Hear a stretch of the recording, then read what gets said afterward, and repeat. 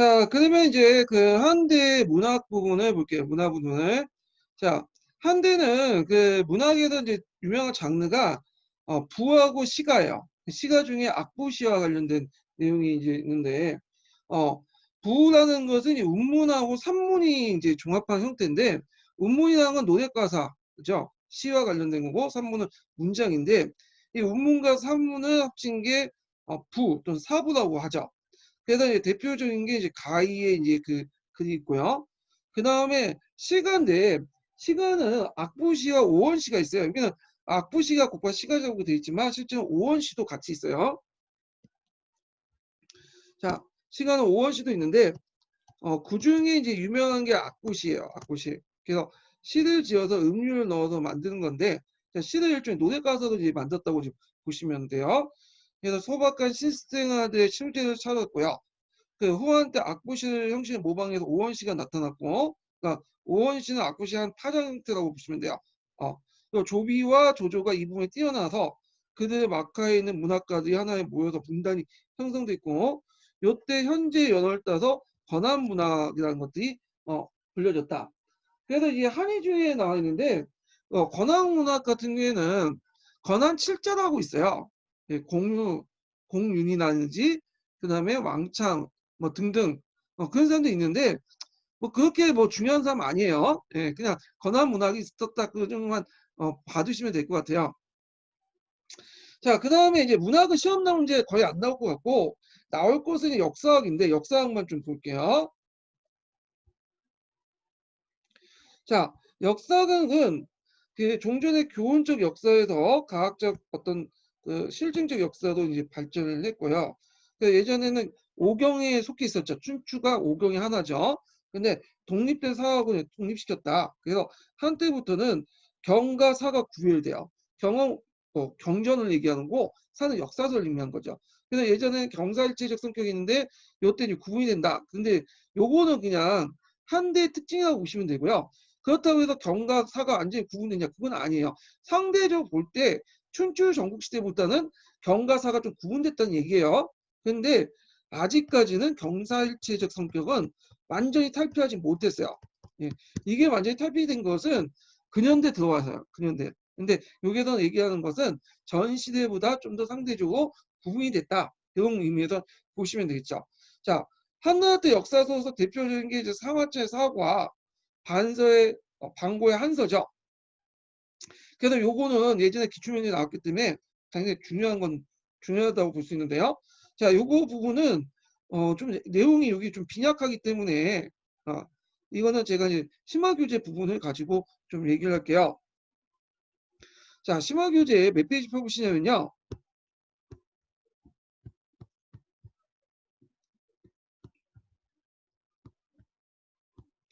쭉쭉 넘어가서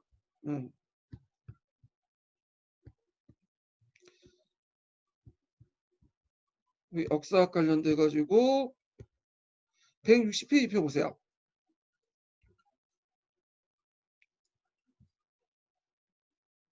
그래서 앞에 했던 얘기는 동양사 개론에 있는 내용들을 좀 정리한 것 같은데 그 앞부분은 보시고 먼저 3화째 사기를 볼게요.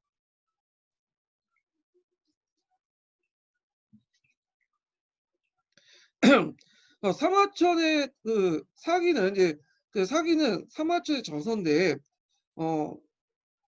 그 상고의 항제부터 전환의 무죄까지 쓴 거예요. 통사죠, 통사.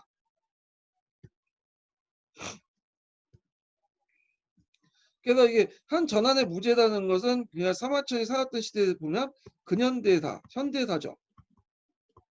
그리고 항제라는 건 이때 항제라는 것은 사망 오제할 때 오제의 첫 번째 왕을 항제라고 얘기하죠. 그래서 그 앞에 사망이라고 있었죠. 사망은 쓰진 않았어요. 왜냐면 이건 너무 믿을 수 없다. 전설적이고 이제 내용이기 때문에 믿지는 않고 그래서 오제봉기부터 이제 시작돼요. 그래서 무죄까지 이렇게 이제 썼던 책이 사마천의 사기다. 그런 걸 보시면 되고요. 그래서 이 사람은 독특한 어떤 그 뭐냐면 서술 체제를 만드는데 이게 기전체죠. 기전체는 인물 중심이에요. 인물 중심. 그래서 여기 보시면 공기, 연표, 그 다음에 세가, 그 열전 이런 것들을 이제 만들었다. 그래서 이 사마천 집안은 원래는 그 사마시 집안 자체가 천문이나 역사를 관장하는 그 집안이에요. 그래서 그의 아버지였던 사마담부터 이미 전국 칠국의 역사를 이제 뭐냐 모아가지고 편집을 하고 있었어요. 근데 이제 이 사람이 이제 사마담이 합병을 죽죠. 그 당시 무죄 태산 올라가는 걸 뭐냐면 요청했는데 그걸 거부당하고 나서 합병을 죽었는데 그때 유언해서 내 업적을 지금 하는 집필 작업을 계속 이어받아라. 그래서 이제 중도에서 이어받고 하다가 여러분들 알다시피 이제 이릉 사건의 그 영웅돼서 궁형을 받게 되잖아요.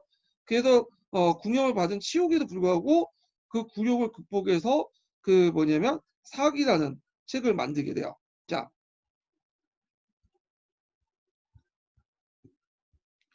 구성은 기전체고 개인과 인물 중심이고요. 그 다음에 통사고 오제봉기부터 무제까지 있고 이게 왜 기전체라고 하면 봉기와 열전이 뛰어나기 때문에 봉기의 기자와 열전의 전자를 합쳐서 기전체로 지칭했어요. 이게 예전에 시험 문제 나왔거든요. 그래서 기전체에서 제일 중요한 부분이 봉기와 열전이야. 그러면 그 내용이 그 밑에 있는데 구성들 보면 자 봉기는 항제 역사야. 그 역대 재앙의 사적을 중심으로 역사적 행적을 중심으로 서술했고요. 황제가 아님에도 황제 역사에 든 봉기가 들어간 사람이 있어요. 이 사람이 누구냐면 항우죠. 항우는 황제는 아니지만 황제의 역할을 걸맞는 행동을 했던 사람이 양우예요. 그 다음에 세가가 있는데 세가는 제후의 역사죠. 자, 그래서 요 세가 중에 제후가 아니지만 제후의 역할을 했기 때문에 들어간 사람이 있어요. 이 사람이 공자죠. 그래서 공자는 공자 열전에 들어가 있는 게 아니라 공자 세가에 들어가요. 그 다음에 일반 사람의 기록은 열전에 들어가 있다. 그리고 이제 표를 둬가지고 사건을 연대별로 기록을 했고요. 그 다음에 서라에서 이제 각각의 전문적 역사서는 서라고 했어요.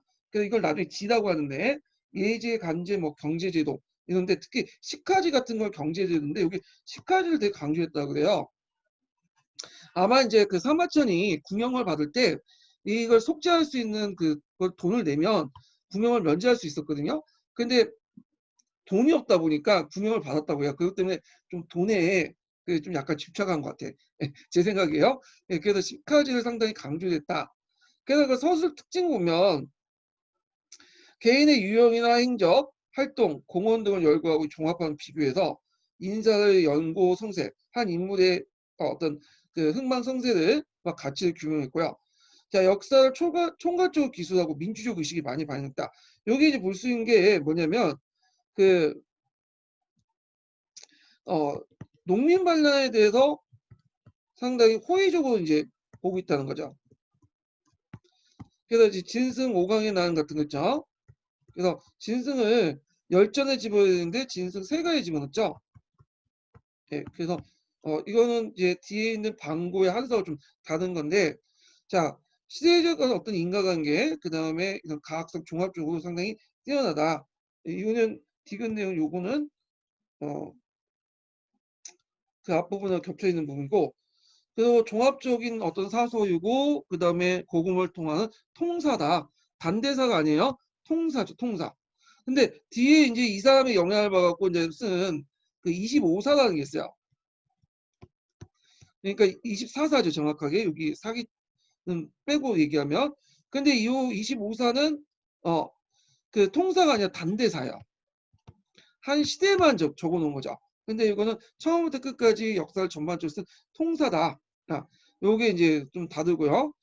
객관적 사실과 주관적 의미를 구분을 했죠. 그래서 객관적 팩트는 팩트대로 하고 그걸 이제 뭐냐면 주관적 의미 해석은 논찬이나 태서공왈이라는 이름으로 그 자기 의견을 갖다 붙였어요.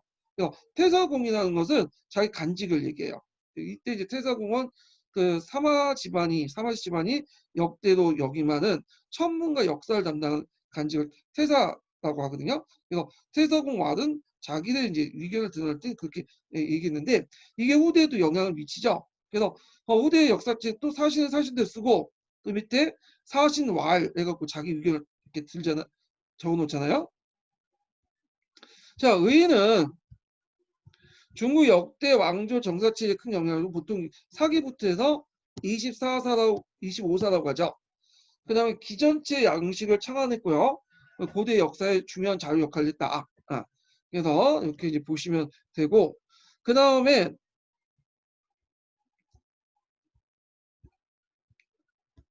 뒤에 가서 이제 한서의 방고를 보자. 방고의 한서를 보자.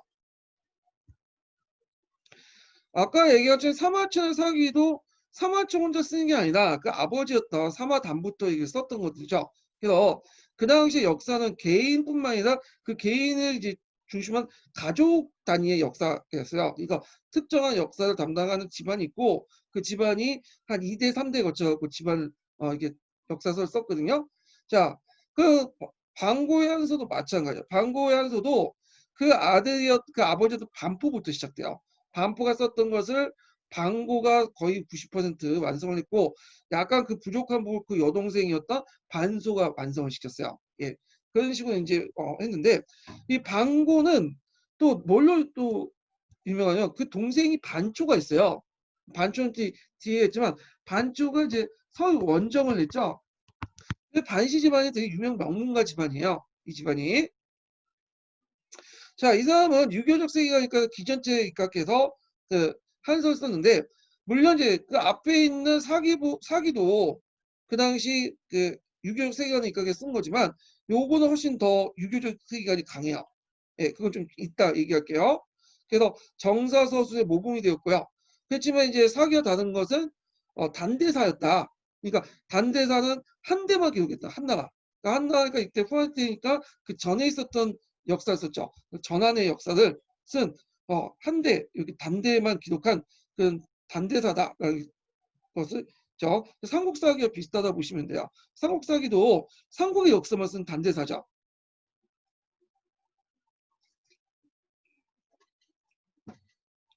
자, 구성을 보죠.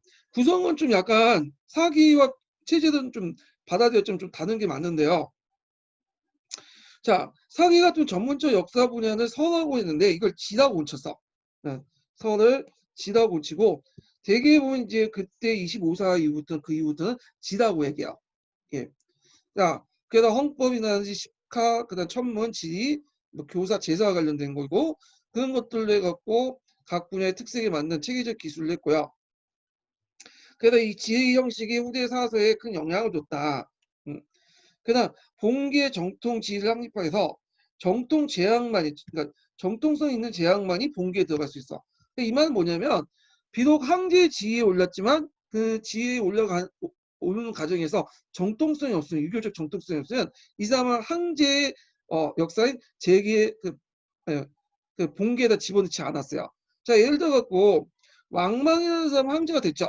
신을 세웠잖아요. 근데 왕망은 찬탈자이기 때문에 이 사람은 이제 뭐냐면 봉기에 들어갈 수 없어. 일반 열전에 들어가죠. 항우도 마찬가지야. 항우도 물론 잠깐 이제 항제라고 칭하긴 했지만 엄밀히 말하면 이 사람은 항제가 아니잖아요. 그러니까 이제 열전에 지우는 거야. 근데 이거는 이제 사마천의 사기가 좀 다르죠. 항우 같은 경우에는 항우는 비록 항제는 아니지만 어 잠시 항제 역할을 했기 때문에 이 사람은 봉기에다 집어넣잖아요. 세가가 아니라.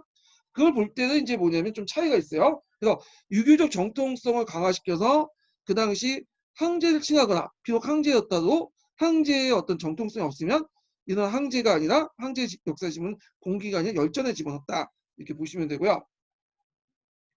자, 그 다음에 한나라 때 이제는 이때 후한 때니까 후한 때는 이제 우초 칠국이 난 이후부터는 사건 정책구에서 영지가 많이 격감됐기 때문에 제후 세력들이 되게 약화됐어요. 그러니까 굳이 세가를 두지 않았어. 그래서 한서부터는 세가가 없어요. 세가가 유일하게 했던 거는 그 앞에 이제 그 사기 있죠. 사기만 세가 있고 그 뒤에는 세가가 없어요. 그래서 세가가 두지 않고 대신에 이걸 열전으로 편입시켰다라는 거죠.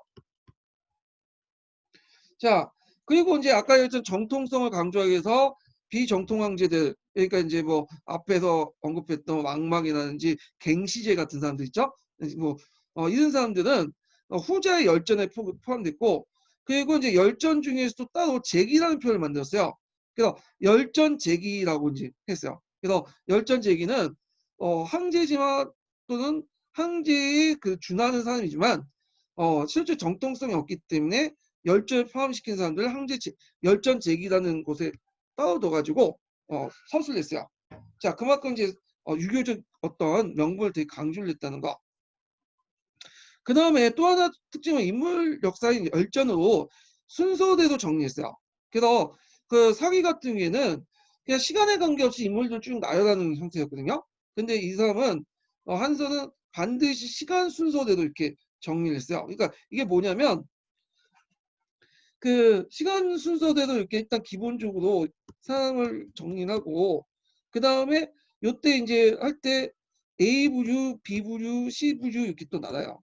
그래서 A 부류 사람들을 다시 시간 열정을 쭉 분류하고 B 부류 사람들 또 시간 열정을 쭉 분류하고 C 부류 사람들 이렇게 분류하고 D 부류 사람들 이렇게 분류한 거야. 자, 예를 들어 갖고 아까 이제 항제와 항제 역할을 했지만 정통성이 없기 때문에 열전 재기에 포함되어 있는 사람들 있죠. 열전 재기 있는 사람들 보면 이게 열전 재기라고 하면 이런 사람끼리 묶어. 그래가지고 이걸 시간대로 쓰는 거야. 처음에는 이제 항우도 거기에 속하겠죠. 그 다음에 왕방도 그 다음 두 번째. 네. 세 번째는 갱시제 뭐 이런 사람들. 이런 식으로 해갖고 순서도 이렇게 붙이는 거야. 네. 그리고 또 한 분을 묶어서 이걸 또 시간 순서대로 붙는 거하고. 자, 그래서 이렇게 이제 하고 그 다음에 이제 인물 역사가 끝나고 요한 특징은 열전을 또 열전에 주변 민족 있죠. 주변 민족을 또 열전 속에 들어가서 편입시켜. 그래서 주변 민족을 끝에다 이제 갖다 붙여요. 왜냐하면 이민족이죠. 예. 그래서 주변 민족을 열전으로 이렇게 해가지고 이렇게 하죠. 이런 체제는 뒤에 계속 영향을 줘요. 그래서 우리 같은 경우에 삼국지 위기동의전, 동의 열전에 들어가 있죠. 여기. 자, 그래서 이제 이런 특징들의 구성을 가지고 있다. 그래서 사마천의 사기를 기본하고 있지만 변형해서 만들었다. 사회관을 빼고 그 다음에 제기 열전 제기를 두고 열전도 시간 순서대로 항목별로 정리해가지고 뒀다는 거. 그리고 선을 지도군 치고 예, 이런 내용도 이제 같이 기억을 해두시면 될 것 같아요. 자, 그 다음 서술의 특징을 보면 문체가 중후하고 심이 있으며 내용이 압축되어 서술됐다. 그래서 현대 산문체 대표적이었고 그래서 이게 나중에 이제 순현이라는 사람이 한설도 축약해갖고 편년체로 바뀌었어. 시간적인 그 순서에 따라서 한기를 서술했고요. 그 다음에 이제 아까 얘기했던 유교적인 대의명분 같은 것들을 되게 강조했다고 했죠. 그리고 상대적으로 볼 때 사마천 사기보다 그 농민 관련에 대해서 상당히 안 좋게 평가해요. 그러니까 요때가 이제 그 서술 시기가 후한 초기 때잖아요. 그래서 그 앞에 있었던 농림의 난이나 그런 정미의 난을 겪었잖아요. 그러다 보니까 그런 것도 있고 유교적 입장 볼 때는 밑에 있는 농민들이 반란을 일으킨 거 별로 안 좋아하잖아. 그래서 이 농민 반란에 대해서 상당히 부정적으로 서술됐다는 게 특징이에요. 자, 그 다음에 서술 특징은 인문의 모사가 금호하고 자세하며 내러티브적 방식을 채택한 거죠. 인물의 개성뿐만 아니라 감정도 재현했다. 그래서 뒤에 방송의 고문에도 영향했다. 고문이라는 것은 뒤에 얘기하겠지만 너무 형식화된 그런 문장을 버리고 사륜 변준체를 버리고 예전에 자유로운 한당 시대 때 문화로 한나라 때 문화로 문체로 돌아가자 이런 것들이 이제 고문이에요. 자, 하여튼 요게 영향을 줬다는 거죠. 당송의 고문 부흥운동에. 자, 그 다음에 동강한기라고 했고 호환시대 때 문헌가 서적을 수집하고 정리해서 동강을 한 사람이 이제 정리한 그런 책이 있고요. 자, 그 다음에 사서의 편찬 방법에 대해서 이제 좀 얘기해요. 정통시대의 사서 편찬 방식은 기전체, 편년체, 기사본말체, 강목책이 있거든. 이게 예전에 한번 시험문제 나왔는데 자, 먼저 나왔던 것이 편년체죠. 편년체.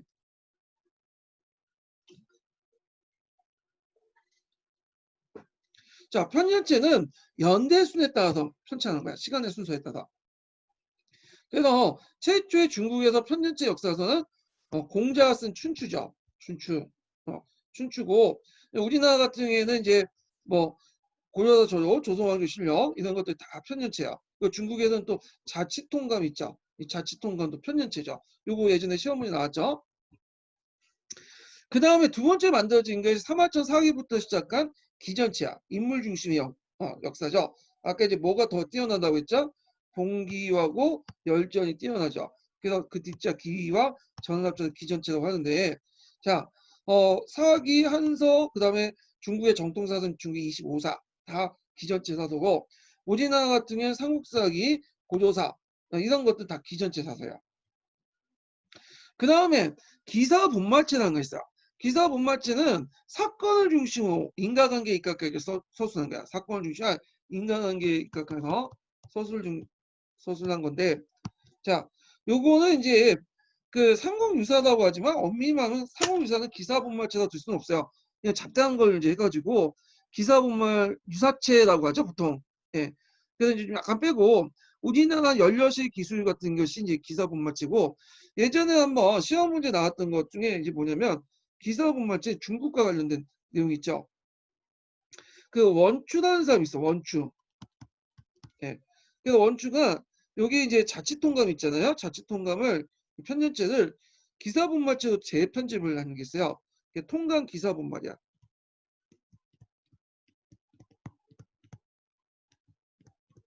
이 통감 기사본말이 최초의 기사본말체거든요. 이 원추의 통감 기사본말체가 최초의 이제 기사본말체고, 예전에 시험에 언급했어요. 시험 문제, 기출문제에. 좀 기억을 해두시고, 그다음 강목책이라는 건 뭐냐면 성리학적 가치관에 따라 강과 목을 나눠요.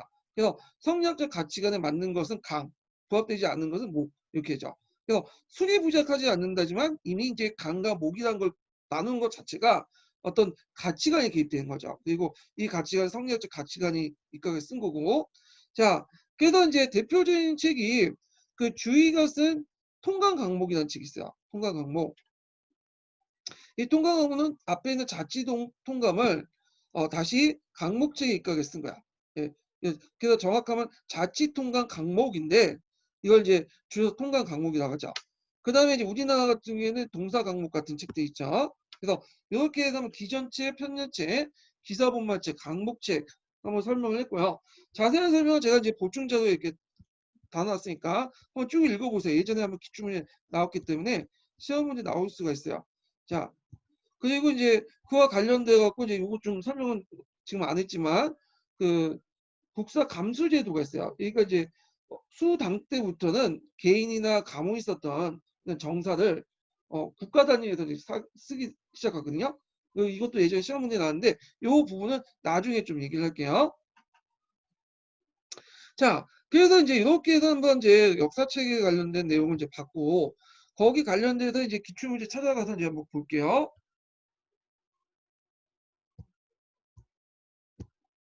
자, 먼저 몇 페이지 펴보시냐면요. 일단은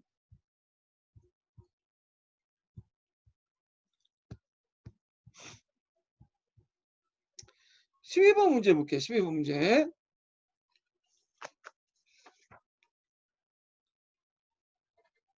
자, 다음은 중국의 언어학자가 이제 바치는 글이다. 기획의 핵심 구성 요소 두 가지 써보고 이 학자가 저술한 역사책을 쓰시오. 이렇게 있는데, 자, 여기 어릴 적부터 저는 모든 역사책을 두루 통달했습니다. 제 생각엔 기전체 형식은 말이 상만하고 많아도 박식한 전문가가 읽고 또 읽어도 이해할 수가 없어 내용을 추려야 됩니다.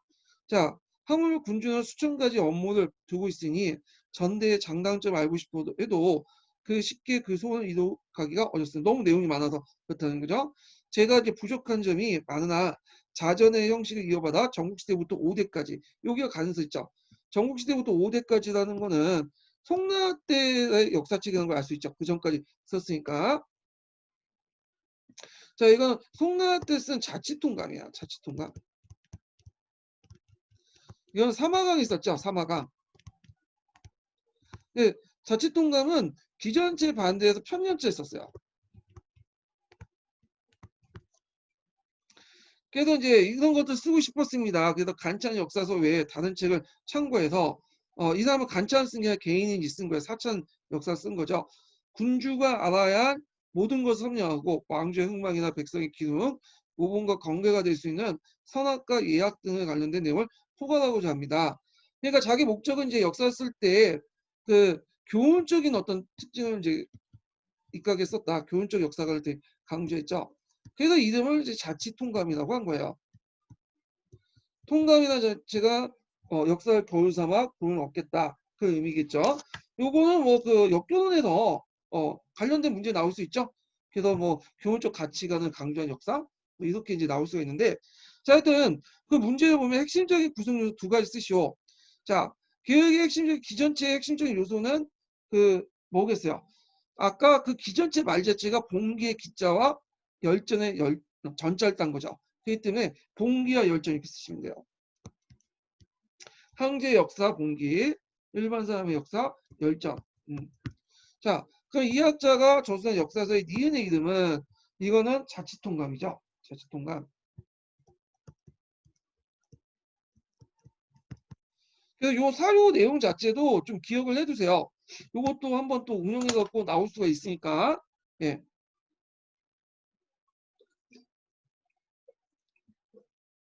자, 그 다음에 이제 문제 또 볼게요. 자, 13번은 이제 이거는 이제 뭐와 관련된 건지 오늘 역교론 관련된 내용인데 역교론하고 이제 뭐랄까요? 그 중국사 혼합해서 문제 나온 건데 이건 중국사 관련된 내용을 이제 끄집어내 갖고 이제 문제를 재편집한 거예요.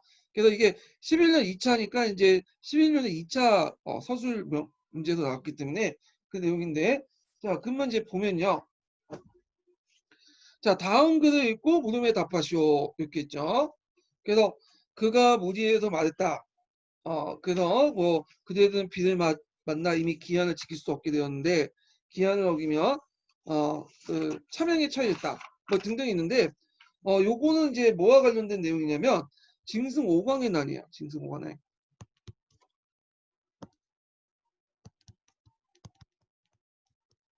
제가 뭐 시간 관계상 다 읽지 못하고 이제 얘기만 할게요. 자, 그 다음에 이제 나는 천보 14제 11년 번양에서 반란을 일으키고 뭐 양국준을 토벌하자. 천보단 용어하고 뭐 양국준 관련된 내용 나오니까 요거는 안산의 난이죠. 당나라 때 시작된 안산의 난. 자, 그 다음에 이제 여기 사마천 사기에 있는 내용인데 조선왕 그 조동왕은 그 뭐냐면 위만은 저기 그 많은 그 연나라 사람이다. 손자 우구왕 때 이루어 유인하여 낸 연나라 망명자 수가 대단히 많게 되고 뭐 등등 해갖고 그래서 이제 여기를 이제 그 위만조선과 관련된 내용이 있고 그 위만조선을 이제 그 토벌한 그 내용이 있죠. 그래서 한사군 설치했다 그 내용인데 요거는 그 한사군 설치와 관련된 내용이죠. 산무제 때 일어난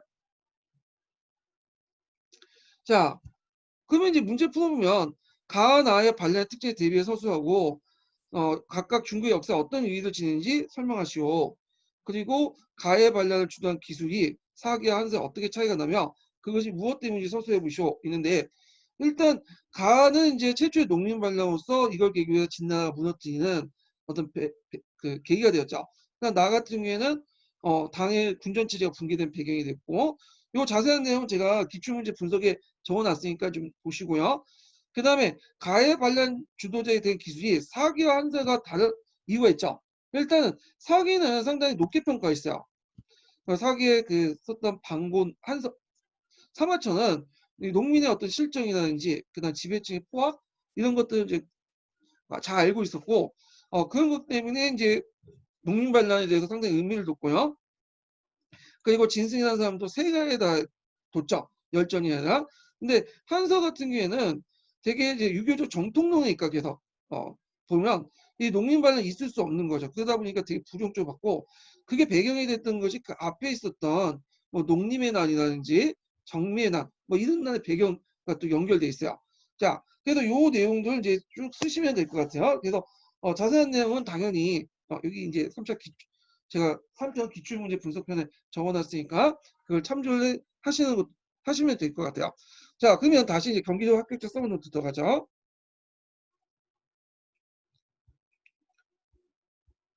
자, 후한시대 때 만들어진 것이 제지법이에요. 제지법, 종이 만든. 누가 만들었죠? 체준에 의해서 만들었죠.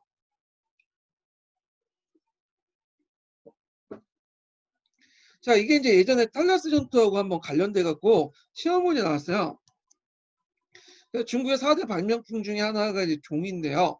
요거를 이제 동양사 심화 과정에서 좀 더 살펴보기로 하죠. 자, 여기 이제 몇 페이지 펴보시면 165페이지 펴보세요. 자, 종이 이전의 기록 수단을 보면 금문, 금문이는 세부치나 돌에 새기는 글을 금문이라고 하죠. 그다음에 죽간은 대나무에 이제 새기는 거예요. 여기 보시면 죽간 같은 게 있고, 그다음 백선은 이제 비단에 새기는 거죠. 네, 이렇게. 자, 근데 이게 상당히 이제 뭐냐면 장단점이 있어요. 일단 뭐 금문간에 새겼으면 가장 정확하고 오래 남을 수 있죠. 근데 문제는 이게 새기기도 어렵고 시간도 많이 걸고 돈도 많이 걸어. 그러니까 이거는 지배층들이나 간단하게 기념비들 만들 때나 이제 하는 거고, 우리도 이제 가끔씩 이제 그 금속문 하잖아. 예. 도대에다 새기고 그러잖아요. 그런 거하고 좀 있는 거. 생활에 쓸 수는 없는 거고, 주가는 대나무에 새기는 글이에요. 그래서 대나무나 또 목간이 돼가지고 그 나무를 이제 대용해가고 쓰는데, 문제는 이거는 값은 싼데 너무 무거워. 예, 들고 다니가. 자, 백선은 비단에 쓴 걸 말하죠. 그래서 운반과 보관에 편리했지만 이건 뭐냐면 가성비가 확 떨어지죠. 그러니까 이제 다 이제 뭐냐면 장단점이 있는 거야. 그러면 가성비도 좋고 들고 다니기 편하고 그다음 누구나 쓸 수 있는 그런 재질의 어떤 기록 수단이 필요했겠죠.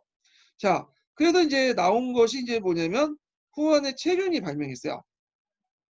그래서 이 사람은 이제 여러 이제 뭐냐면 섬유질을 으깨가지고 만드는데, 이 사람은 이제 그 한간 출신이라고 하죠. 예. 그래서 한간 출신이고, 한간 출신들이 의외로 이제 역사적으로 뛰어난 사람이 많아요. 거기 앞에 이제 체륜도 있고, 비록 한간은 아니지만 고작 그 구명당한 그 사화천도 그렇고, 예, 등등 있는데, 하여튼 자기가 없는 걸 이제 뭔가 극복을 하려고 한 것 같아. 다양한 방법으로. 자, 그래서 이 사람은 그 이 체륜이 그 종이 하나 만들었기 때문에 그거 하나로 나중에 뭐냐면 제후까지 지휘 이제 인정받았어요. 제후의 지휘로서. 그래서 이걸 이제 널기 이제 체륜지라고 해서 그 당시 종이가 발명되면서 그 서해나 해야 같은 발달 촉진이 됐고요. 그게 이제 언제 또 서방에 전파됐냐면, 이게 예전에 066 공사 기축문에 나왔는데 8세기 때 당나라 때죠. 당나라와 이제 아파스 제국이 싸운 탈라스 전투가 있어. 탈라스 전투. 탈라스 전투 때 8세기 중엽 때죠. 이게 유럽으로 전파됐어요.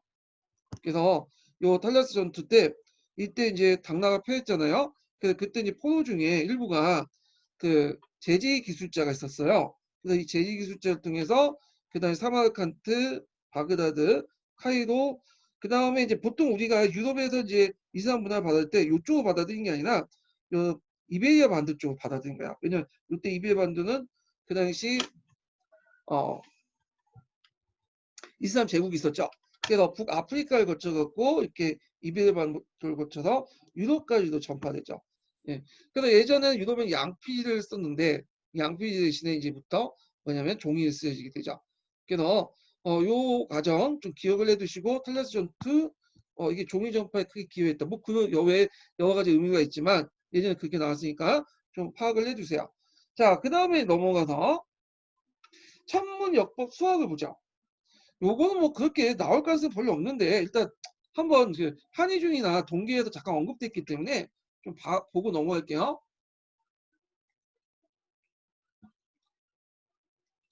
자, 역법은 그 오늘날만 달력이에요.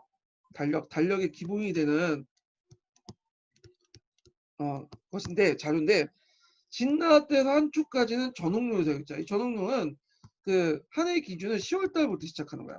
근데 이게 맞지가 않아요. 그래서 이제 한 문제 때 1년을 시작을 정월로 해갖고 종래의 달력을 바로 잡은 것이 태초적이에요. 근데 나중에 전환할 때 유민한 사람이 삼통령을 맞는데 태초적으로 이제 수정을 했는데 좀 안 좋은 방향으로 이제 수정을 했어요. 원래 그 역법은 천문학적 지식을 바탕으로 해야 되잖아요. 근데 천문학적 지식을 바탕으로 한 게 아니라 이걸 어떻게 하냐면 그 당시에 신비주의 있죠. 신비주의를 가지고 태초적인 기본 수치를 다시 재해석을 해버린 거야. 거기에다 동중서의 어떤 역사 순환론 이걸 끌어들인 거야. 그러니까 천문학적 요인 외에 다른 요인을 가지고 해석을 해버린 거야. 그러니까 맞지가 않지. 개학을 한 거예요. 개학을. 그 다음에 천문학도 그 당시 발달했는데 요때 이제 혼천설 등장했다. 갑자기 혼천설 나오게 해서 이제 무슨 말인지 모르겠는데 이것은 뭐냐면 이제 우주의 모양이 어떻게 생길 것이냐 그런 거죠. 별자를 보고 지구와 우주의 모양이 어떻게 생겨고 어떻게 구성되어 있고 모양이 생긴가 이걸 논쟁을 했어. 그래서 그때 이제 세 가지 의견이 나왔어요. 개천설 있고 한의 중에 있는 내용이에요. 그 다음에 혼천설. 그 마지막으로 선야설이 있어. 자, 개천선이라는 것은 하늘과 땅이 서로 평면호흡을 쭉 간다는 거야. 여기가 땅이면 이게 하늘이고 이게 개천선이고 아니 그 이게 개천선이고요. 혼천선은 뭐냐면 이게 제일 이제 후대에 영향을 미치고 동아시아 세계 우주관의 이제 대표적인 건데 우리가 천원지방이라는 게 있죠. 하늘은 둥그고 땅은 네모나다. 그래서 하늘에는 일월성신 같은 별들이 떠 있고 밑에는 평범한 대지가 있다. 이게 이제 주장한 게 혼천설이에요. 어, 그래서 이제 이게 이제 대표적인 이제 뭐냐면 그 동아시아 우주관이고요. 그래서 선야선은 우주라는 공간이 되게 무한해 있었고 인간의 인식을 통해서 알 수가 없다는 거야. 오늘날은 오히려 선야설 맞죠. 우주에는 수많은 그 항성과 그 다음에 그 항성을 구성된 은하가 있고 은하가 수십 조라고 하죠. 그래서 이 선야설이 이제 훨씬 많은데 하여튼 그 당시에는 혼천설이 대부분 주 관점이었어요. 그래서 이 혼천설에 입각해서 혼천이를 이제 만들어요. 이 혼천이 같은 경우에 천문 기술본데 모든 항성이 천구상에 있고 일월성신을 이렇게 표시를 한 거야. 이게 그 혼천이고 그 다음에 지진이 많다 보니까 지진 측정기 같은 것들을 만들죠. 자세한 내용은 그 한의 중에 있으니까 읽어보세요. 굳이 지진 측정기가 어떻고 뭐 그런 내용까지 다 설명할 필요 없을 것 같아요. 자, 뭐 수학은 주비상관과 뭐 구장상술 이런 것들이 있다. 네. 수학을 잘해야지 또 천문 가칭도 잘할 수 있어요. 그러니까 우리나라가 이 천문학이 발달하지 못했던 이유가 뭐냐면 항상 중국의 어떤 책령을 받아오고 그랬잖아요. 결정적 수학적 지식이 별로 없어. 예. 그리고 나중에 뭐 칠정산 이런 것도 엄밀히 말하면 그냥 뜯어 본친 거잖아. 수신력 이런 것들을. 수학적 지식이 별로 없어도 돼요. 자, 그 다음에 한대 동서문화에서 이제 그 한무제 비단계 개척 부분은 제가 이제 아까 했던 설명 내용이고요. 네, 쭉쭉 넘어가서 그 다음에 이제 여기에서 쭉 넘어가서 반초의 활동 부분도 볼게요. 여기 후한 때 이제 한이 다시 서역을 장악하기 위해서 73년에 그러니까 왜냐면 왕망 때 이제 그 서울도가 폐지되고 홍묘족들이 반기하고 그랬잖아요. 그러니까 후한 때 초창기 때는 이제 그 기반이 다 이어진 거 없어진 거예요. 그래서 그때 이제 후한 초기에 두군한 사람이 이제 서역 제국의 설득을 통해서 보인 반초를 파괴했는데 반초가 상당히 그 역할을 해요. 서역 제국을 다시 한나라로 이제 영향력을 행사하는데 반초는 방고의 동생이에요. 그래서 이 반초는 서역도로서 예전에 폐지됐던 걸 다시 부활시키고요. 그래서 탈인분지 오아시스 국가 있죠. 거기를 이제 평정하고 파미는 공원으로서 월지를 제압해서 서역을 다 정복해요. 그리고 이제 서역은 반초는 더 나아가서 이제 많은 조공국을 복속시키고 대진국가 교육을 하기 위해서 대진국 그 당시 노마예요. 누구를 파견하냐면 부하장수였던 감양을 파견해. 근데 이 사람이 가다가 그 오늘날 파르티아 있죠. 파르티아에 이제 가고 있었는데 거기 지중해 이제 딱 있는데 지중해에서 배를 띄워가지고 노마가 가려고 했어요. 근데 파르티아 사람들이 거짓말 쳤죠. 여기 가면 지중해라는 건 막 폭풍우가 불고 그렇기 때문에 거기 넘어갈 수 없다. 그래서 그 겁을 먹고 다시 돌아왔다고 그래요.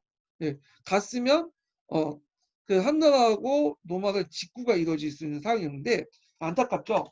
근데 그건 이제 파르티아 사람들이 그 당시 안식국이라는 그 표기라는 그 파르티아 사람들이 만약에 감형이 갔을 경우에는 어떻게 됐어요?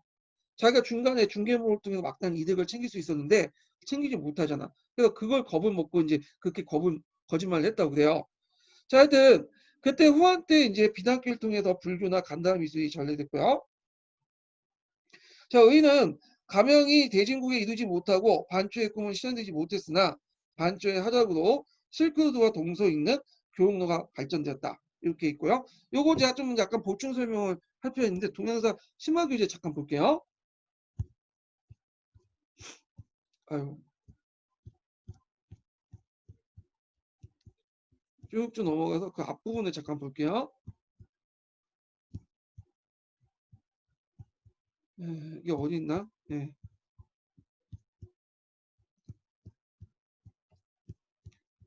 어,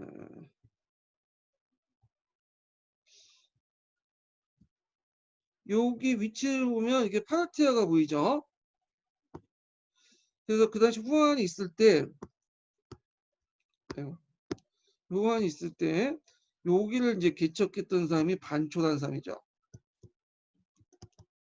그리고 반초가 감영을 이제 파견했는데 요때 이제 파르티아 있었죠.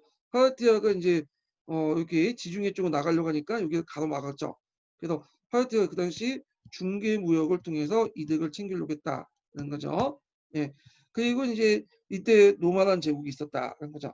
근데 이제 노마에서 기록에 보면 후한 초기에 사신을 파견했다고 그래요. 사신을. 뭐 어느 길을 통해서 바닷길을 통해서. 예. 그게 아마 후한 명제 때인가 그럴 거야. 그래서 안돈이라는 사람이 바닷길을 통해서 사신을 파견했는데 이 안돈이 누군가에 대해서 이제 여러 가지 학설이 있는데 두 가지 학설이 있어요. 그 오연제 중에 안토니우스 피우스 있죠. 안돈이라고 한다. 그래서 여러분들 검색해 보면 이제 마르크스 아울레니우스 황제가 안돈이라고 했다 뭐 이렇게 있는데 두 번째 설을 그냥 보세요. 왜냐면 원래는 안토니오 피우스인데 교과서라든지 저기 뭐 검색해서 다 마르크스 아울레니우스라고 적혀있더라고. 자, 하여튼 뭐 그 중요한 건 아니고 이 안돈이 그 사절단을 파견해서 그 후한의 황제에게 조공을 바쳤는데 그 조공의 내용을 보면 상아라든지 거북이 등껍질, 동남아시아 물품 이런 것들이야. 그렇기 때문에 실제로 이 노마 황제가 이걸 바쳤을까라는 의문이 있어. 예.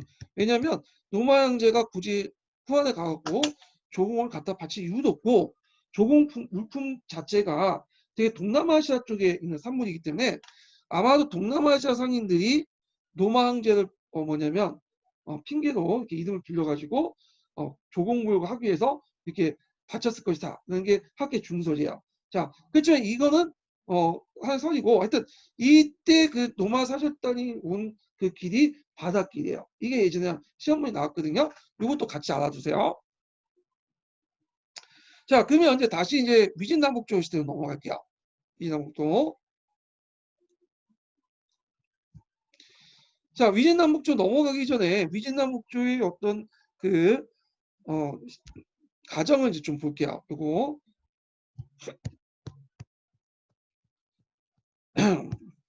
뭐 다시는 얘기했지만 순서 정도 이렇게 파악하고 넘어갈게요.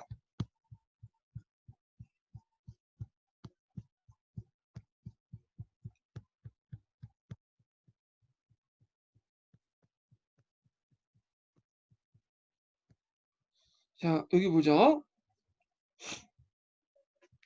자, 진해 멸망에서 수해 건국까지 변천 보면 일단은 그 앞에 이제 한이조다는 나가 있었죠. 삼국이 있었죠. 여기 없지만 삼국이 있어요.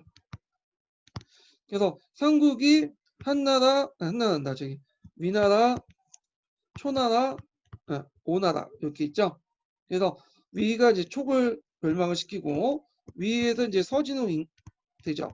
서진 있고 서진이 오를 멸망시키죠. 여기에 삼국지의 이제 주요 배경이고 자 서진을 세웠던 사람이 누구냐면 사마현 무제예요. 네, 사마현 무제고 근데 이제 무제가 이제 봉건제도를 실시했죠. 그래서 이것 때문에 일어난 것이 나중에 무제가 죽고 나서 일어난 것이 파랑이 나는 거야. 파랑이 난 때 이민족을 끌고 오면서 이제 이민족들이 들고 일어났죠. 그러면서 그 당시 홍노족, 남홍노족들이 이제 일으킨 게 영가의 난이죠. 영가의 난이 요번에 기출문에 나왔죠. 그래서 이제 요때부터 강북의 역사와 강남의 역사가 이제 다시 분리 나가요.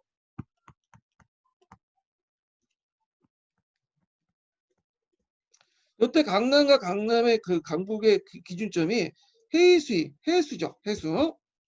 그래서 5호에 침해받게 되는데, 자, 이 5호가 이제 16개 국가를 세우죠. 그래서 5호 16국이라고 하는데, 엄밀히 말하면 3개 국가는 한족들 세운 거야. 근데 이제 13개 국가는 이제 다른 민족들 세운 거고. 자, 하여튼 요때 5호는 선비, 흉노, 갈, 강, 저예요. 예. 그래서 요 선비도 5개 부족으로 다시 나눠지죠. 그 중에 유명한 탁발부공호, 그리고 이제 갈족은 홍로족이 한 1파예요. 거의 동족이라고 보시면 되고요. 강과 전은 뭐냐면 티벳 계통이에요. 티벳 계통. 그리고 잠깐 저족이었던 전진이 잠깐 통일했다가 비수대전을 위해서 이때 이제 뭐냐면 다시 분열되죠. 예. 그래서 이 분열된 것을 이제 강북 지역을 통일했던 나라가 그 선비족 탑발구에서였던 북이에요. 그래서 북이 때 태무제 때 통일하고 나서 그리고 다시 이제 그 뭐냐면 홍우제의 하나 정책의 영향으로 또 나눠지죠. 동이와 서희, 그리고 동이는 북제, 서희는 북중. 요 내용이 예전에 시험 문제 나왔어요. 이렇게 동이, 서희 지도상으로 문제가 나왔죠. 자, 그 다음에 이제 동진을 보죠. 자, 여기 보면 동진은 이제 사마이가 원제였었고요. 수도는 건업이죠, 건업. 건업 오늘날 난경이에요, 난경, 뭐 난진, 그죠? 그래서 사마이가 세우고 나서 그때 이제 그 페이수이 전투가 아니라 비수 전투일 거야, 아마. 그걸 그 중국어로 이제 얘기한 것 같은데.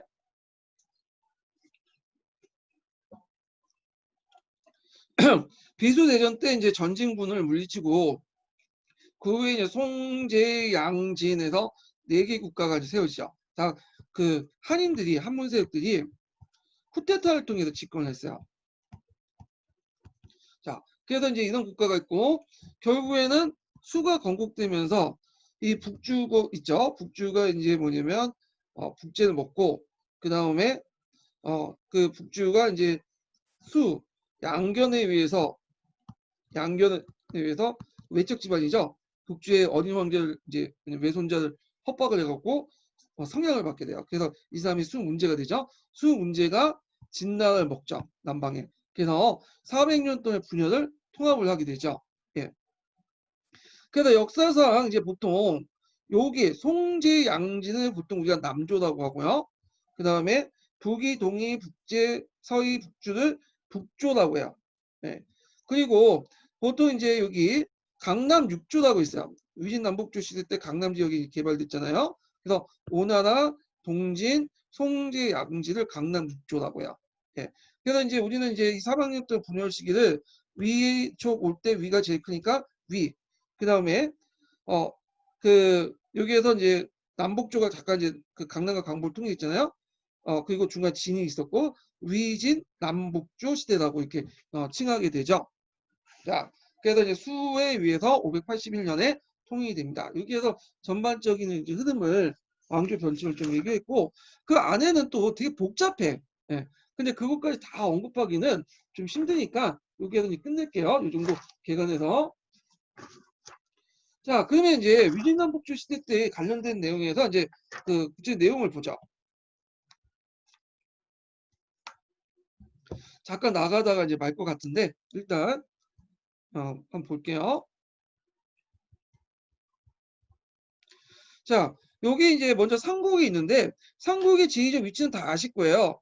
저 위쪽에 위나라가 있고 그 다음에 강남 쪽에 오, 그 다음에 저쪽 파, 오늘 사천 지역이죠. 사천 지역에 초가 있어. 초. 그래갖고 위는 이제 여기 조지만 엄밀히는 그 아들 조비가 한을 멸망시키고 세웠던 거고요. 그 다음에 오는 송건이, 그 다음에 초건 유비가 세웠는데 이 유비는 요 유자에서 볼 수 있듯이 그 한나라 한족 출신이야. 한 왕실 종친 출신이라고 하더라고요. 그래서 촉이라고 하지만 또 촉한이라고 해요. 촉한. 그래갖고 이제 그 보통 정통론이라고 해서 이제 뒤에 얘기했지만 위를 정통론하냐 촉한을 정통하냐 할 때 촉한을 정통론 내세웠던 사람이 유비가 한나라의 종신이다. 이렇게 얘기를 하는 근거가 있어요. 근데 이게 좀 약간 말이 안 되는 게 마치 같은 유씨 맞아요. 예, 근데 이 종친이라는 것도 너무 그 촌수가 멀어. 그래가지고 어느 정도냐면 그 경제의 아들이 있어요. 경제. 5초 7국에 그 진압했던 경제가 있죠. 경제의 아들이 그 여러 아들이 있을 거 아니에요. 그 중에 중상왕이라는 왕이 있어요. 이 중상왕이 여자를 좋아해가지고 많은 애를 낳았어. 몇 명을 낳냐면 아들만 해도 120명을 했어요. 그 120명 중에 한 명이 멧돼손이 유비라는 거야. 아, 이게 좀 촌수가 멀죠. 그 이승만도 마찬가지로 이승만이 그 자기 뭐 그 이시왕조의 그 저기 종씨여가지만 실제로 이승만은 정종 2대 정종 때 여러 아들 중에 그 자손이에요. 그러니까 이게 종씨라고 좀 부르긴 그렇죠. 너무 촌수가 머니까 그 정도의 핏줄 관계야. 응. 그러니까 좀 그런데 자, 뭐 그렇게 중요하겠어요, 사실이? 어, 유씨가 중요한 거지, 명분이. 자, 하여튼 그래도 위쪽으로 나왔고 그 중에 이제 제일 큰 나라가 어디냐? 위나라야, 위. 이게 제일 큰 나라. 그래서 그때 인구도 제일 많고 그래서 생산량도 제일 많았어요. 물론 오도 있지만 오는 아직까지는 강남 개발 본격화되기 이전이니까. 그래서 이제 삼국시대가 있었다. 좀 기억을 해두시면 돼요.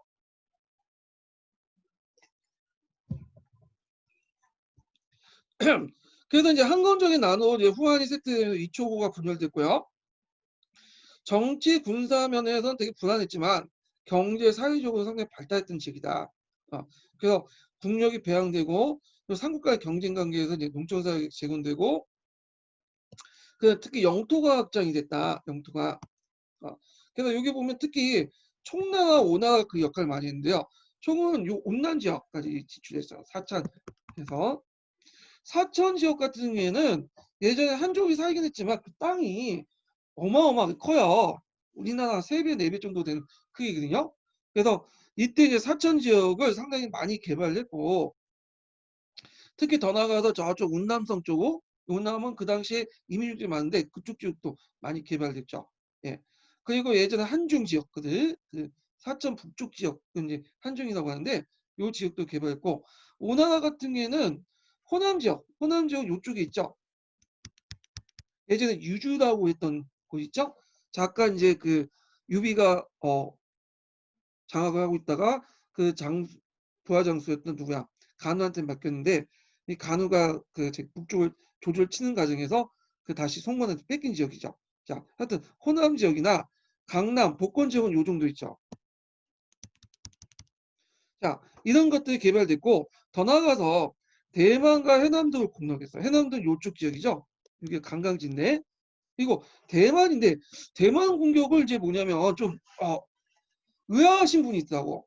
여기 보면 그 동양사계 보면 유구를 공격했다는 말이 있어요.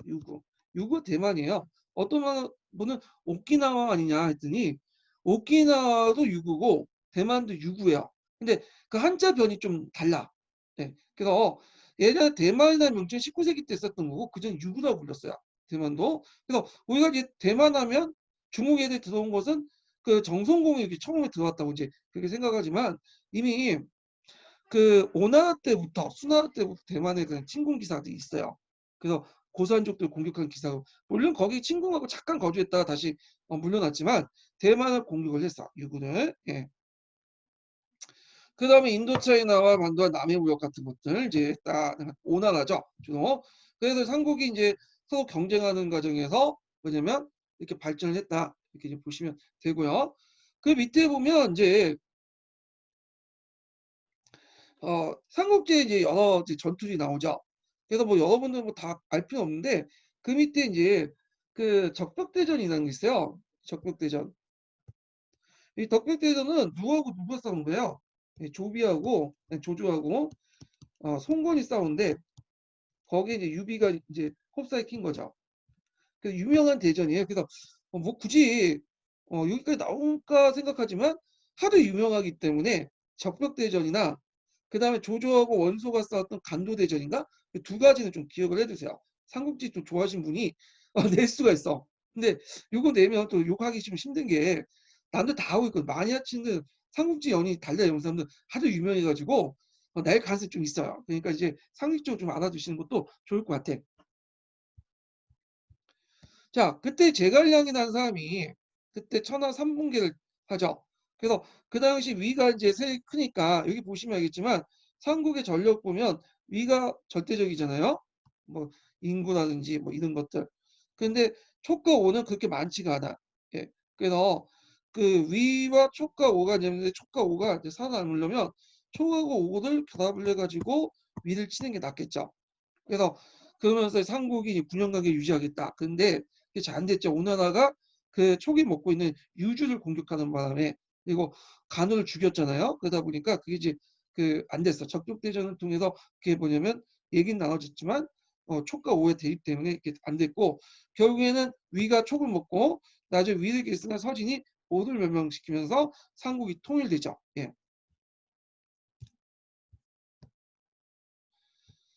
자, 위를 보죠. 위. 위는 조조를 기반으로 해갖고 조비가 건국됐어요. 조조가 위왕, 위공이라고 임명됐는데 그 때는 아직까지는 한나라의 어떤 정통이 많이 남아있기 때문에 이제 나라를 세우지 못하고요. 그 아들이었던 조비가 이제 건국을 했죠. 어, 조비가 건국했고 이건 후한제국 기반으로 계승했고 그때 선양이라는 방식으로 뭐냐면 제의를 받았다. 그래서 위인남북조 시대 때 많은 황제들은 공통적으로 성향이라는 방식을 자주 이용했어요. 예, 왜냐하면 반발을 줄일 수 있잖아요. 그리고 성향하고 나서 그 다음에 황제와 그 일족들은 다 죽여버렸어. 예. 그래서 이제 하여튼 군전제라든지 그 다음에 국분 간인제, 병호제 이걸 통해서 부국강병의 기반을 만들었고 그 다음에 여러 궁세력들을 제거하는 과정에서 원교 금공정치였다. 이거 진나라가 주변에 있는 나라들 칠 때 이제 썼던 건데 가까운 데서는 먼저 치고 그 다음에 먼 곳에는 교조하는 방식으로 이게 하나하나 제거한 거죠. 그래서 원술, 영건, 원소에서 이제 제거할 때 간도 전투가 유명하죠. 그리고 할 때 송책은 송건의 형이에요. 그래서 강남 오세훈까지 친선을 맺는 등 원교 근공 정책을 적극적으로 이용했다. 이렇게 이제 보시면 될 것 같아요. 자, 그 다음에 조조가 실시한 제도가 이제 둔전책가 병호제인데요. 이걸 통해서 일반 민원으로부터 그 뭐냐면 병력과 세역을 이제 확보했죠. 요거 관련된 내용은 이제 어 어디야 한이 그 서버노트에 잘 돼 있기 때문에 일단은 뭐 서버노트에서 보고 이제 얘기할 거요. 잠깐 이제 서버노트 돌리죠.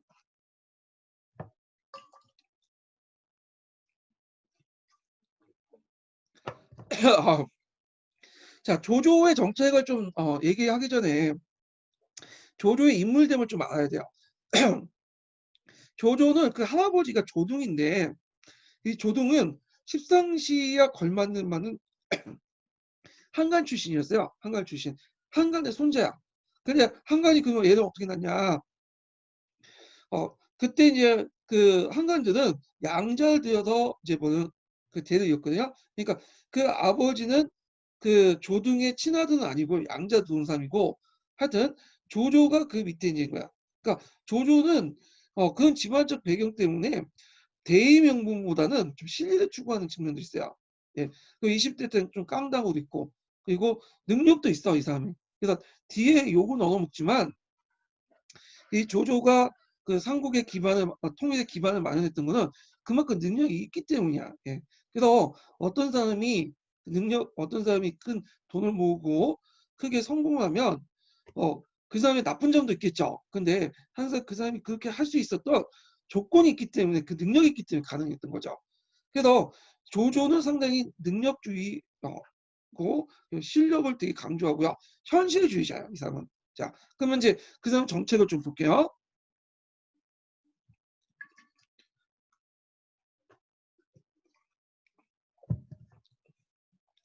자, 둔전제와 병호제를 실시했는데 일단 둔전제가 뭐고 병호제가 뭔 건 좀 이따 얘기하고 자, 그 실시한 배경을 보면 그 조조를 지지했던 호족들이 있어요. 이 호족들의 부국 갱민들을 사변 집단을 거느리기 때문이죠. 부국과 갱민들이라는 것은 그 뭐냐면 예민들이죠. 예민들. 부국은 그 예민 중에 군사화된 집단들 부국이라고 했고요. 이들이 이제 사병 집단을 거느리고 있었기 때문에 정부가 이들과 연합 정책을 했지만 나름대로 이들을 견제하려면 나는 병력이 있어야 되겠죠. 또 병력을 또 뒷받칠 수 있는 세력도 확보해야 되잖아요. 근데 그 상황이 그 당시 쉽지가 않았어. 왜냐? 전쟁 와중이었고요. 그 다음에 많은 민들이나 이런 사람들이 유민이 되거나 아니면 호적 밑에 있었어요. 영향력에.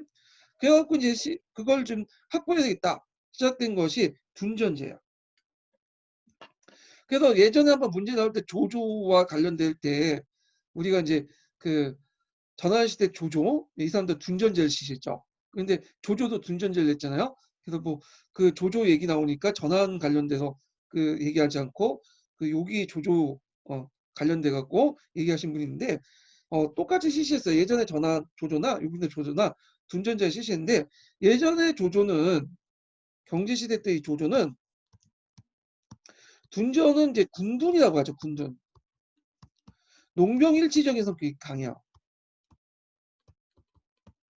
군사들이 뭐냐면 경작을 해가지고 농민이면서 했던 거고 군대 어떤 비용을 대는 거고 요 민두는 좀 달라. 물론 민둔이 생산한 그 곡식들을 군대에 보급하긴 하지만 이 민두는 농병일치적 어떤 군사 집단이 아니에요. 이 사람들은 순수하게 뭐냐면 민들이죠. 예, 민간인데요. 근데 이들이 대부분 유랑민이야. 왜냐면 그 당시에는 전쟁 와중이기 때문에 유랑민들이 상당히 많았어요. 그래서 이들을 이제 뭐냐면 모아가지고 강제로 하여튼 반강제로 땅을 나눠줘갖고 이들에게 뭐냐면 경작을 시키는 거죠. 예. 그래서 이제 이렇게 있는데 그 내용을 보면 자 전란으로 인한 인구의 감소, 그 다음에 농지의 어떤 그 항폐화, 국량 부족 등이 이제 배경이고요. 내용을 보면 임자 없는 농경지를 둔전호하고 유민을 모집해서 피정복민을 강제 이주자 둔전민으로 삼고 무적지를 이제 지급한다. 그러니까 토지가 없는 그런 주인이 없는 사람을 땅을 주는 거죠. 그 다음에 1호당 100m의 땅을 토지 지급하고 그 다음에 이것만 지급하면 안 되죠. 농사 지을 수 있는 여건이 있어야 되잖아. 생산도구, 농우, 소도 지급하고 종자도 지급하고 그리고 거기에 생산이 5에서 6할 정도 조세를 징수해요. 그래서 둔전민은 둔전 간의 호적에 들어가서 그 일반 민원과 구분이 되죠. 그 결과 유민 문제가 일단 해결되고요. 항무지 기관함으로써 국가의 경제력이 제공되고 자, 이들 바탕으로 국량민을 확보할 수 있어서 군사적인 어떤 유지할 수 있는 효과를 거뒀다. 예. 그 다음에 또 하나의 특징이 호조제를 실시했어요. 그래서 홀 단위도에서 비단 2P나 면 2근을 징수했죠. 이게 의미가 있는 게 뭐냐면 예전에는 호조제가 아니라 뭐예요? 예, 인을 기준한 거죠. 사람을.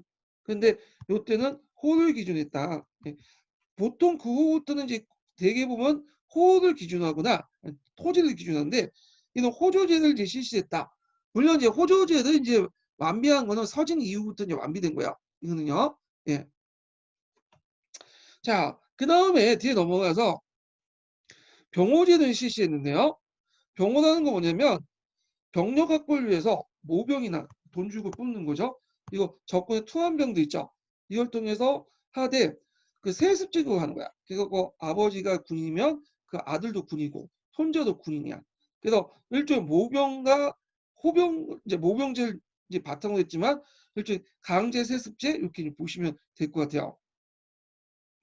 가족과 함께 일정 지역에 거주하면서 생활할 수 있도록 국가가 보장한과 동시에 일반 주민과 구별을 했다. 그래서 앞에 둔전호는 따로 둔전민은 둔전과 호적을 둬서 일반 민호와 구분했고 또 병호 같은 경우에는 또 이런 군대만 이제 하도록 함으로써 또 다른 민호와 구분을 했죠. 예. 자, 그래서 이제 상하범법에 채택했던 농병일치 제도가 병농분리제도 바뀌었다. 그래서 보통 이제 농사는 그 둔전민이 하고 그다음 병호는 뭐죠? 열심히 싸우는 기술만 익히는 거야. 그래서 이렇게 분리시키죠. 이게 이제 이 영향이 오해나 초나라도 같이 이제 실시했다. 그래서 위진남북조 시대 때도 계속 연결돼요. 이 제도가 병호제가 원래 병호제는 그 앞에 부국민하고는 좀 차이가 있어요. 부국민은 좀 약간 뭐냐면 그 호족들 밑에 있는 예속된 군대를 부국이라고 하고 병호는 간병이에요. 국가의 병이야. 공병이죠. 그래서 처음에는 지위가 그렇게 나쁘진 않았어요. 근데 시간이 지나면서 위진남북조 시대에 면서 군인의 신분이 일반 그 장군들이나 정치군인 제하고는 나머지 신분들은 떨어져. 일반 군인들은. 그러다 보니까 병호나 그다음에 부국이나 되게 차이가 없게 돼. 신분적으로 보면. 그래서 신분지가 확 떨어지게 돼요. 자, 그다음에 그 아들 위나라에 세웠던 조비를 보면 앞에 이제 조조 같은 경우에는 이제 그 찬탈이 좀 어려웠죠. 왜냐면 아직까지는 그 전후한 400년 넘게 오랜 정통이 있었고 그 유교주의 이런 황제 숭배 사상 이런 것들이 민간에 확대됐어요. 그러다 보니까 그 조조는 상당히 조심스럽게 접근했죠. 그래서 자기가 실권을 갖고 있어도 그냥 위공이나 위양 쪽만 그 만족을 했는데 그 아들 이제 조비는 이제 경우가 달랐죠. 이 조비는 그 당시 이제 그 이런 것들을 무마시키기 위해서 아까 이제 한나라의 그 뭐냐면 정통을 무마시키고 하기 위해서 심의 위한 그 황제 승계가 아니라 선양이라는 걸 이용했죠. 그래서 성현에게 왕위를 양육한다는 유교적 덕치주의적 정치 형식을 빌려서 했다. 그래서 조비는 성향을 위해서 한해 왕위를 채택하고 위를 건국했고요. 그게 이제 또 그도 뒤에 그 자손들도 서진이 사마염이 뭘 통해 성향이라는 형식으로 또 조비의 자손들에게 또 그런 식으로 손자에게 이양을 받아. 예. 자, 그다음 오가 있는데 오는 아까 이제 호남 강서 복권방로 개척을 했고 대만과 해남도를 공략했고요. 남해 무역에 기반을 마련했고 자 수도인 건업은 서진 만년에 건강에 붙였고 후에 이제 남조의 수도가 됐다. 그래서 오늘은 남경, 남징이라고 또 불리죠. 자, 그 밑에 정통동이 있는데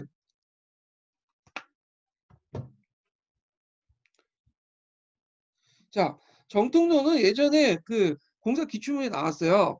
그 정통은 뭐냐면 위를 정통을 할 것이냐, 그 다음에 촉각을 정통을 할 것이냐, 이거 싸웠던 건데, 먼저 나왔던 것이 위 정통론이야.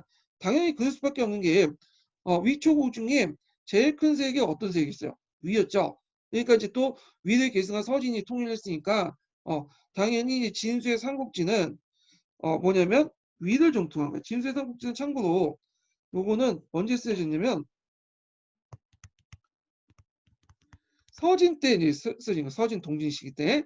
자, 그러다 보니까 이제 서진을 계승한 그 위를 더 정통으로 볼 수밖에 없겠죠. 그래서 위나라를 봉기를 두고 정통 왕조로 서술됐다. 이거 초와 오는 신하로 이제 취급해서 열전을 기수한 거예요. 열전으로. 그래서 있고 사마강의 자치통감에서는 삼국 병립 시대에도 이제 서술할 때 정통과 위통이 없는 무통을 봤다. 왜냐하면 그 태양은 하늘나라 태양은 하나밖에 없잖아요. 황제도 하나밖에 없죠. 근데 세 명이 있으니까 이거는 더 이상 태양이 아니지. 황제도 아니고. 그러니까 이제 누구나 뭐냐면 정통이 될 수 없다 해서 무통 처리한 거야. 무통 처리. 자, 그런데 이제 문제는 그래 놓고는 위를 정통으로 보고 있다는 게 그 당시 그 누가 사마강 주의가 비판했죠. 나중에. 왜 그러냐면 진수의 삼국지 서술에 따라 위에 연호를 썼기 때문에 연호를 썼다는 것은 그 정통을 본다는 거죠. 그러니까 만료는 무통이지만 실제 위에 연호를 사용이기 때문에 뭐냐면 이게 정통이 아닌 거죠.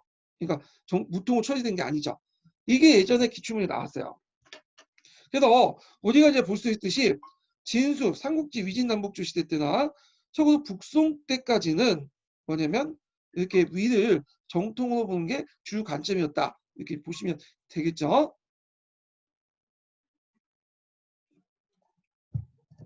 자, 근데 이제 이게 촉화 정통론이 등장해요. 자, 이 촉화 정통론은 이제 언제 등장하냐면 후에 그 남송 때 등장하죠. 남송 때 이제 시대적 상황을 봐야 돼. 남송은 금나라 공격을 받았잖아요. 그래서 금나라 공격을 받고 이제 그 남쪽 쫓겨난 피난 정권이죠. 자, 근데 이게 삼국지에서 촉나라와 딱 맞아떨어진 거야. 촉도 어미의 촉칼이라고 할 때는 피난 정권 성격이 강하죠. 한나라를 계승했지만 본류 차지하지 못하고 중원을 차지 못하고 사천 지역이 쫓겨났잖아.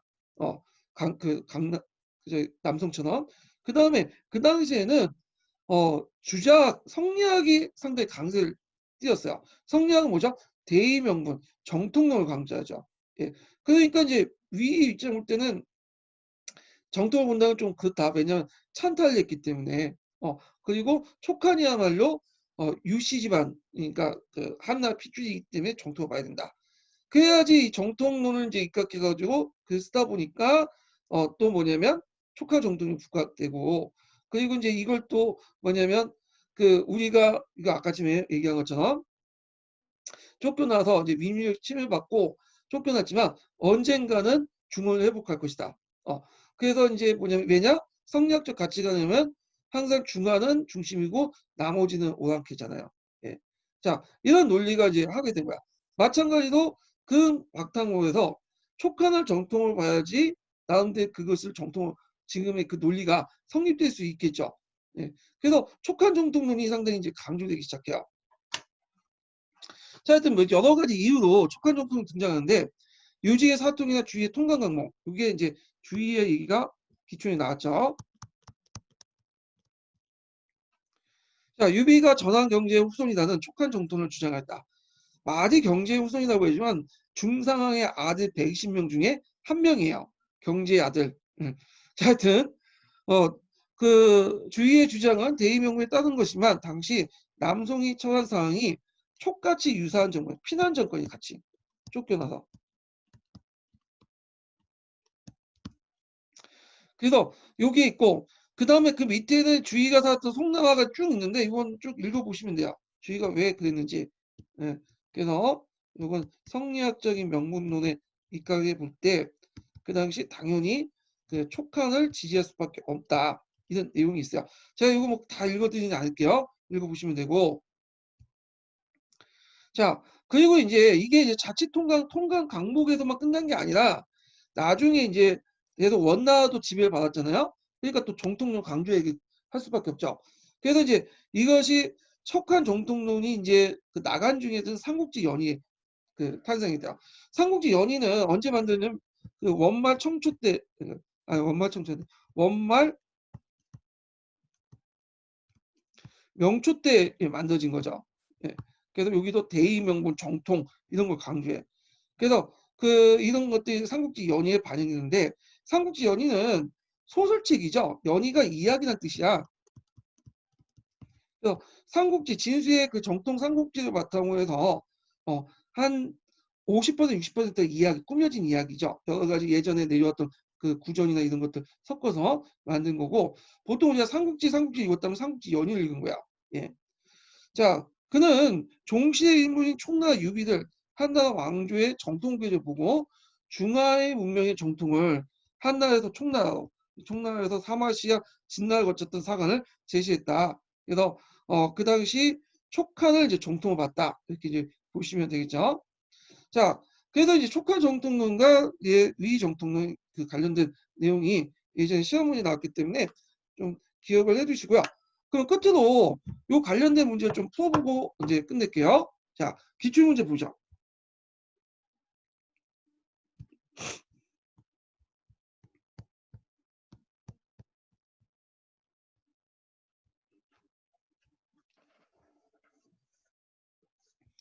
자, 기출문제 293페이지 펴보세요.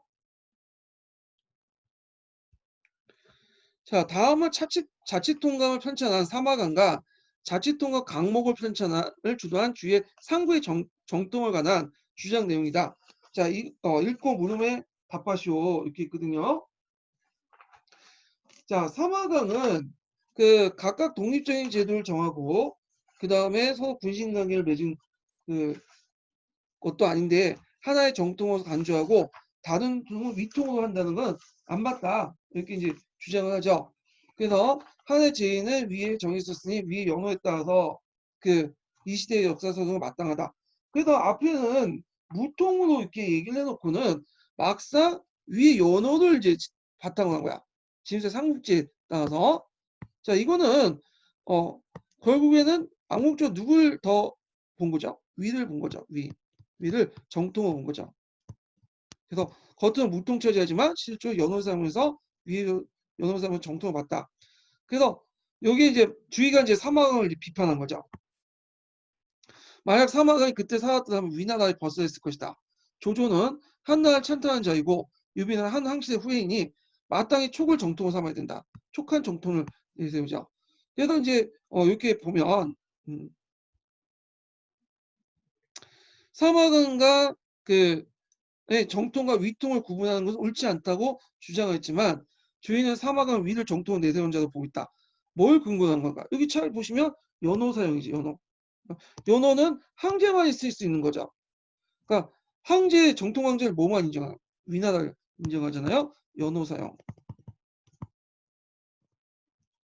자, 그 다음에 1-2번을 보면 주의의 주장은 대의 명분에 따른 것이지만 당시 남송이 처한 상이 촉과 유사했기 때문에 나온 거다. 남송이 처한 상을 보시오. 자, 일단은 아까 촉처럼 일단 피난 정권적 성격이 있죠. 강남에도 쪽에는 피난 정권. 촉도 마찬가지로 그다음 피난 정권 성격이 있죠. 예, 중원에 쫓겨난 그 한나라의 피난 정권 이런 거 연결시켜서 이제 보시면 되고 또 남성이 이민족의 침해를 받다 보니까 정통 대의명분을 통해서 중화의식을 통해서 이걸 극복하려고 했죠. 그 과정에서 이제 당연히 정통령 명분에 빼서 촉한 정통령이 부각이 될 수밖에 없겠죠. 이 내용들 쓰시면 될 것 같아요. 참고로 우리나라도 그 삼국지 연의에 대해서 이게 좀 반영이 되는데 삼국지 연의가 초창기 때는 그 조선 중기 때까지만 해도 임진왜란 때까지만 해도 그렇게 썩 좋은 그 책은 아니었어요. 깊이 대상이었고 사대부도 재밌지만 몰래 보는 책이었는데 나중에 삼국지 연의가 부각된 것은 병자호란이죠. 병자호란. 그리고 청나라가 이제 등장하고 명나라 말망하면서 그러면서 이제 조선중화주의인가요? 네, 이런 것들이 등장하면서 우리를 뭘로 이제 비정해서 보냐면 그 총나라 촉한으로 비정해서 본다. 우리가 중화 마지막 그 세대다. 우리도 뭐냐면 중국의 뭐 약간 정통을 잇는 망명 정권이다. 그러다 보니까 삼국지연을 되게 강조하기 시작해요. 예. 그래서 이제 정부의 정책도 바뀌어서 뭐 삼국지연을 건정하고 간우상을 만들고 막 그렇게 하는데 뭐 이런 거 연결시켜서 한번 보시면 돼요. 그래서 정통 대의명분 강조하면 항상 그 촉한이 부각이 되고 삼국지 연의가 부각된다. 예. 삼국지가 아니라 자 그래갖고 이제 이렇게 해서 이제 한번 그 촉한 정통론 이제 받고 그 다음에 나머지 문제들은 이제 좀 이따가 제가 이제 다음 시간에 풀게요. 예. 자 오늘 수고하셨고 다음에 뵙겠습니다.